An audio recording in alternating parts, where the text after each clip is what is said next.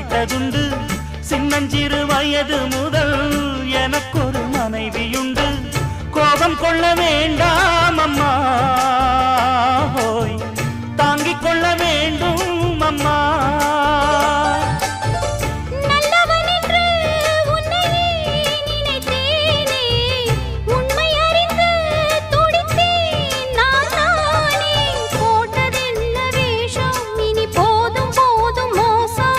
நான் சொன்ன சம்சாரம் எந்தன் சங்கீதம், இதை கண்டு கொள்ள முடியாமல் ஆர்ப்பாட்டமா?